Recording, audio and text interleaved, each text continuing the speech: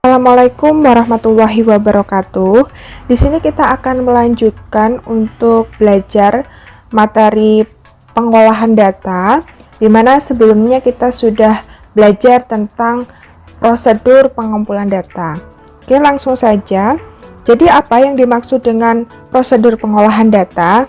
Jadi biasanya setelah kita melakukan pengumpulan data, seringkali kita itu bingung. Lalu apa yang harus kita lakukan setelah data ini ada dan terkumpul? Nah, langkah yang harus kita lakukan setelah kita sudah memiliki data itu adalah mengolah data yang masih mentah itu menjadi suatu informasi yang akhirnya nanti dapat digunakan untuk menjawab tujuan suatu penelitian. Nah, agar dapat menghasilkan analisis yang baik dan benar, maka kita harus melakukan pengolahan data. Di dalam pengolahan data ini ada 4 komponen yang harus kita lakukan. Di antaranya yaitu editing, coding, processing data, dan juga cleaning. Prosedur pengolahan data yang pertama itu adalah editing. Jadi editing itu merupakan suatu kegiatan untuk melakukan pengecekan isi kuesioner. Kita lihat apakah kuesioner itu sudah diisi dengan lengkap, kemudian apakah sudah diisi dengan jawaban yang jelas, relevan antara pertanyaan dan juga jawaban dari responden, atau konsisten. Nah, proses editing ini sangat penting karena merupakan dasar dari pengolahan data selanjutnya. Jadi sebagai seorang peneliti harus sangat teliti di dalam proses editing. Proses pengolahan data yang kedua adalah coding. Jadi coding ini merupakan suatu cara merubah data yang tadinya berbentuk huruf diubah menjadi data yang berbentuk angka atau bilangan. Tujuan coding ini untuk apa? Agar mempermudah peneliti pada saat melakukan analisis data dan juga pada saat melakukan entry data. Nah, nanti kan hasil dari data ini akan dientrikan ke, misalnya contohnya ke SPSS. Nah, agar mudah dientrikan, maka kita harus melakukan coding, mengubah hasil dari bentuk huruf tadi menjadi angka. Contohnya, misalnya kita ingin melakukan coding untuk variabel pekerjaan ibu. Nah, kita lakukan coding, misalnya kita tulis angka 1 itu maksudnya adalah ibu bekerja.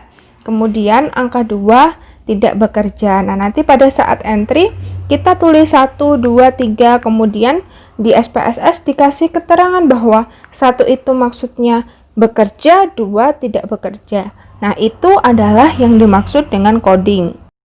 Setelah data sudah di-coding, maka langkah selanjutnya itu adalah melakukan entry data atau memasukkan data dari kuesioner ke dalam suatu program komputer. Misalnya yang biasa kita lakukan atau kita pakai itu adalah SPSS.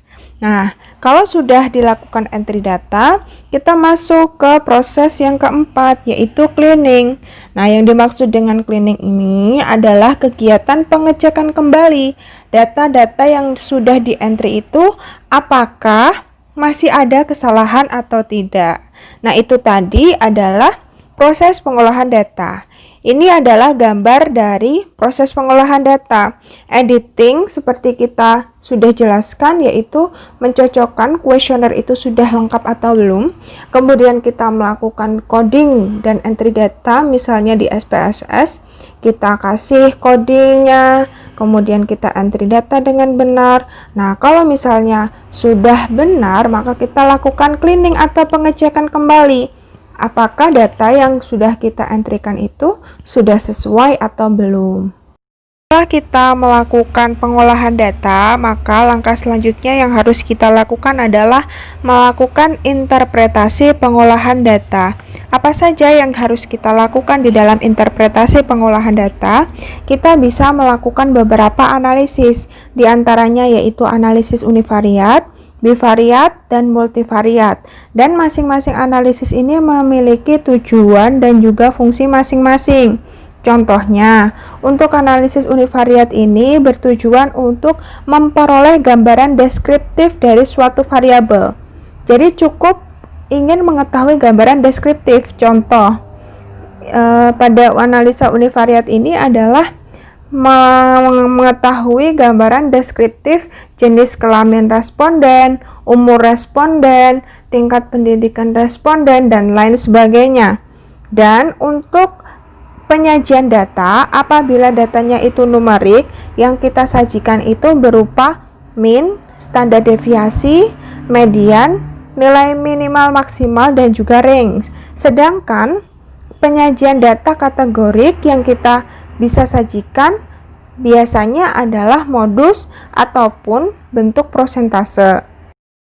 Interpretasi yang kedua itu adalah analisis bivariat.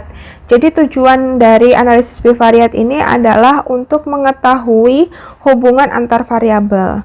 Selain itu juga dapat digunakan untuk menilai apakah variabel satu itu mempengaruhi variabel lain, atau untuk mengetahui korelasi antar variabel, atau bisa juga untuk menilai variabel satu itu merupakan resiko dari variabel lain.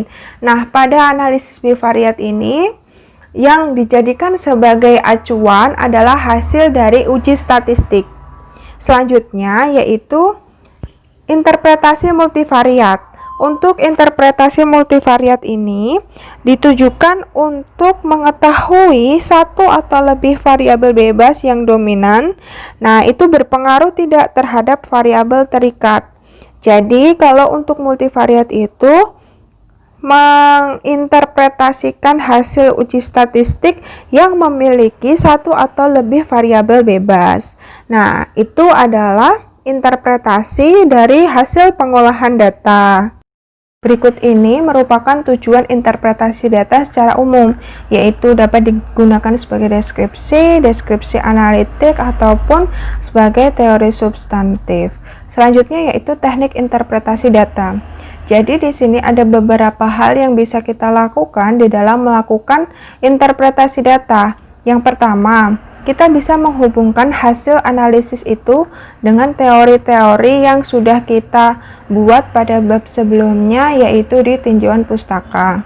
Selain itu, kita juga bisa menghubungkan hasil-hasil analisis kita itu dengan tinjauan atau teori yang relevan dengan permasalahan yang dihadapi.